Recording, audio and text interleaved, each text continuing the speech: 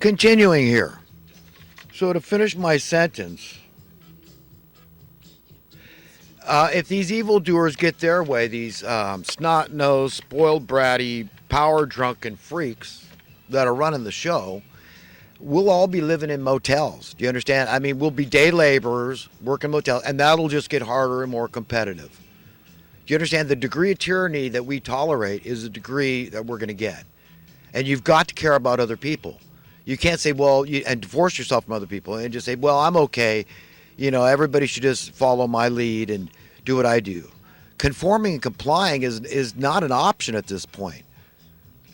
Okay, we've got to join together.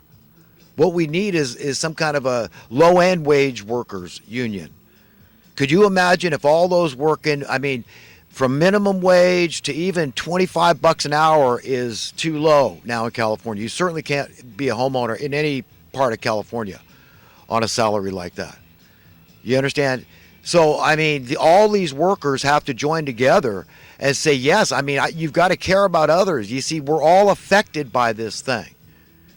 And I'm not saying the answer is that we need raises and minimum wage needs to go up. That's not what it's about. Understanding what's really going on here. We have unsound economic policies. You say, well, that sounds incidental.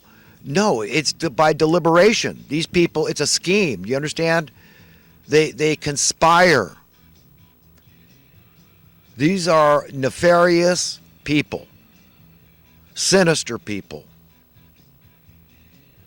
conspiring against the best interests of the American people. They're thieves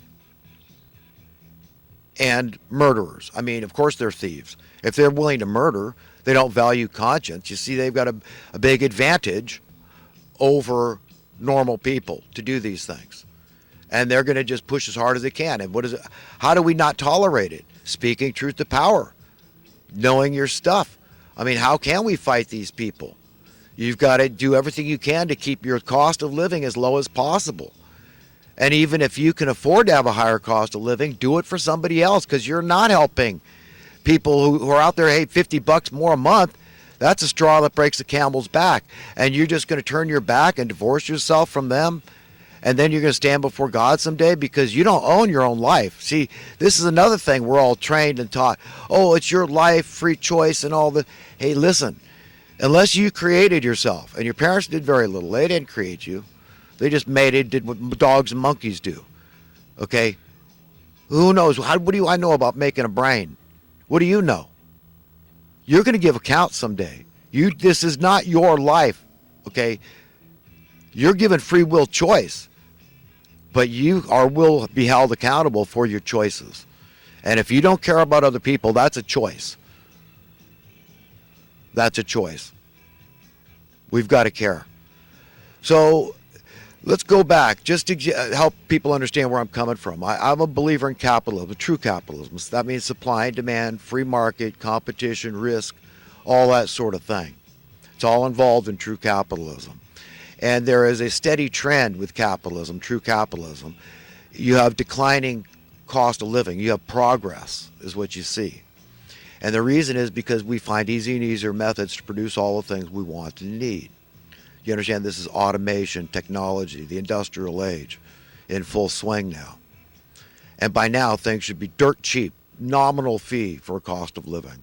Just your basic market basket of goods, the essential human needs, let's say, food, shelter, housing, water, potable water, and some semblance, some modicum of energy needs. That's about it. Food, right? It's very simple.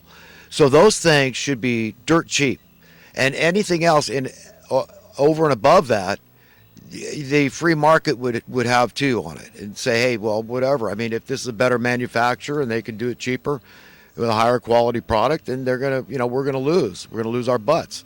So maybe the CEO for one company says, well, I'll be working for that company. That's okay. If it's a natural organic monopoly, okay, then it's okay. But if it's collusion of different groups that form a monopoly, that's a lot more formidable to try to break up, because it's got many factions. But if it's one company, everybody's benefiting. Everybody. You can't leave anybody out of the loop of this thing. But understand that the reason that your money in capitalism should go up in worth is because of that reason, that we're finding easy and easier methods to produce all things we want and need. So you end up with this superfluity, an abundance, even an excess of those things. And of course, logic dictates, of course they're going to get dirt cheap. You understand the logic? So when $1 an hour was sufficient for minimum wage and you could live a middle class life, be a homeowner and all that, today it could be 50 cents an hour. Okay? So just understand where I'm coming from and what I teach and preach. I know my stuff. And you know what? I can talk to anybody in the world. I don't get into the minutia of Wall Street and the games that they play. I know how the scam works. It's just one scam after another. All this other crap just convolutes issues, and it just distractions and diversions. So your average person, they can't think straight. They just try to find a trustworthy broker that can help them read the scam right so they don't get taken to the cleaners too badly and that their investments go up and all that on Wall Street, right? So I understand the rudimentaries of that crap. I don't get into it. But that's what capitalism would produce. That's why I'm a free market, pro-capitalist supply and demand guy, because I believe it's egalitarian. I mean, if we're going to play this game, because like I've already pointed out, eventually the end game is that there's not going to be any form of money at all in the world of tomorrow. So we need to get used to that, get ready for that.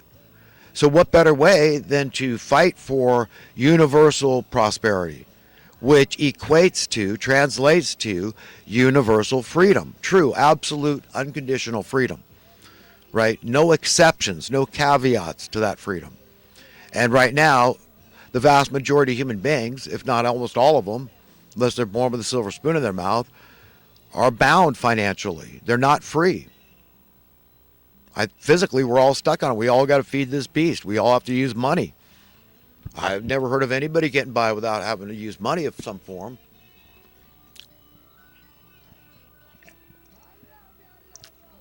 So, my friends, we're in dire straits, deep dog doo-doo. And if I sound alarmist, look, I am passionate about this. I mean, people are dying. Why shouldn't I be? Why shouldn't you be? Do you understand the implications of what I said there? That I firmly contend that in order to extract the exorbitant rents and mortgages that they are now in California, they literally need people to die out in the cold. Innocent people, not criminals, or else they'd be safely ensconced behind bars with 3 hots and a cot. The passive people, the docile people, and among them, some of the smartest people in the world because they've got their values right. Their godly values. They, like God, they detest the worldly things. So we're told all this worldly wisdom is sacred. I mean, to the world it is. Materialism, money, which exemplifies materialism. And yet the opposite is true. So a lot of these people are better men and women than you and I. Smarter, too. What do you think, God, on Judgment Day, when we stand, you look down on these people? I mean, you understand? I mean, people got to start thinking, man. Think long and hard about facing your owner. Okay? You're owned. Understand that. You will give account. Understand that. That's a fact. That's the way it is. And there's nothing, and none of us can wriggle out of that reality. That eventual, inevitable reality we all face. We must be born again. You understand? We've got to relinquish these bodies of death. This flesh and blood mortal coil. We have to surrender it. We all know that. That's a scientific fact. That's not at all being negative or morbid or anything else like that. We all know that. So, I mean, prima facie, logic. Look, see. The stuff I talk about, I know what I'm talking about, man. I know the scam. I know what's going on here. And they know too, they cannot take this thing any further. People are getting ticked off at perpetual chronic homelessness. And it doesn't even stay steady, it grows. While we, the taxpayers, are spending $50 billion a year to subsidize poor people that can't afford their housing costs with this Section 8 housing. But yet they're going to call me a liberal, too liberal. I'm going to hear this from the Democrats and Republicans, people that call themselves socialists, People that call themselves capitalists, people that call them left, right.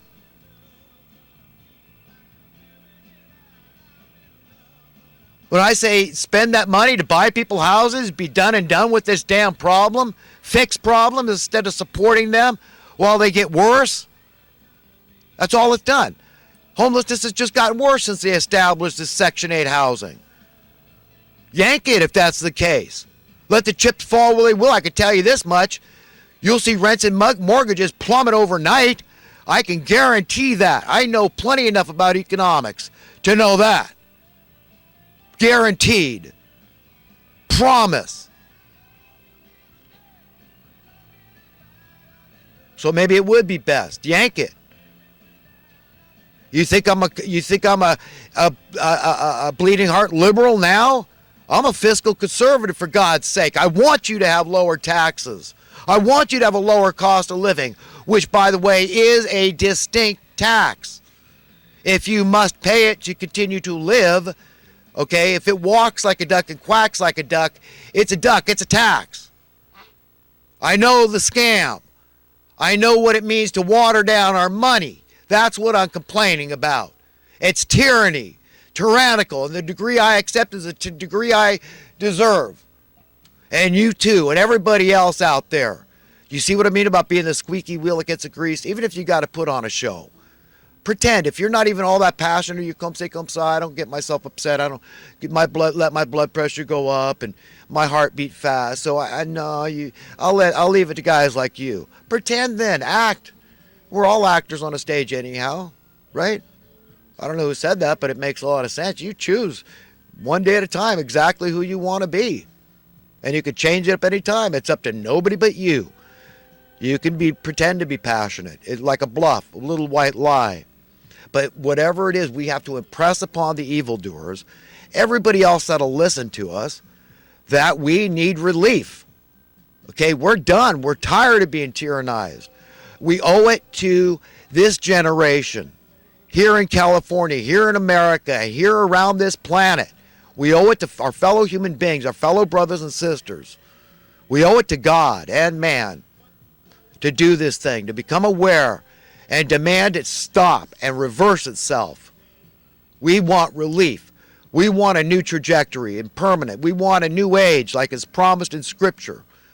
And I'm anxious for that time, man. I'm anxious for the end of this age and the beginning of a new age. You know, my whole life virtually, since they murdered JFK, thus circumventing history, what God would have had us experience.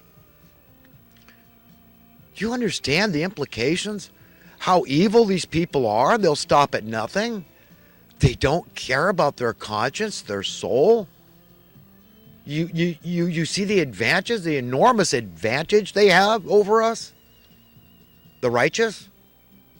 God, I mean, if that doesn't scare you, I got the fear of God in my soul. My conscience is stricken.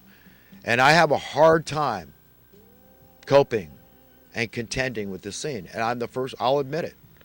And I'll tell you how I relieve myself. I turn to God for help. But whatever it is, I mean, we all have to work to keep our cost of living down. That's it. I mean, see, that's the other thing you can do. You don't have to keep making more money like they tell you. That hamster wheel keeps getting harder and harder to turn. You can find some grease, find some relief for that hamster wheel by getting your cost of living down. So seek cheaper rent. Seek the lowest cost if you're going to be a buyer, buy a home. That's probably the most sage, sound advice I could give anybody. And pray above all.